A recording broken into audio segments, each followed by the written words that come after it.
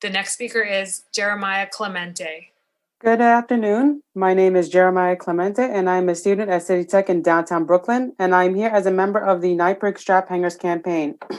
I live in Flatlands, Brooklyn, and rely on mass transit to get around the city, specifically taking the B41 and B46 buses and a number of subway lines like the 2, 3, 4, 5A, and C trains.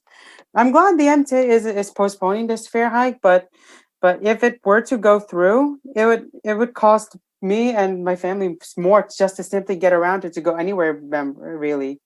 Two of my family members are essential workers, with one of them handling the vaccine effort, and the fare hike will force them to pay more for less service. On a wider scale, this fare hike would turn people away from transit overall, forcing them to switch to cars and rideshare services, creating gridlock, slowing buses down and deterring riders from transit. Even though I'm not a car owner myself, I do have options to get other options to get around, such as shared rides. Though this is not a solution. Uber and Lyft are not a solution, as they're even less affordable. While I've taken transit recently, the B41 bus is often crowded, and I often worry about that someone on the bus won't be wearing a mask or even worse, doing it improperly. I'm also not lucky to also lucky to not be affected by the overnight closures, but everyone knows someone who's working in an essential job and has been affected by the overnight subway closures. Many workers face harrowing overnight commutes from the outer boroughs to the city, offered by local bus service.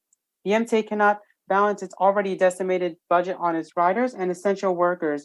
Even with a fare increase, the MTA will only collect $79 million this year.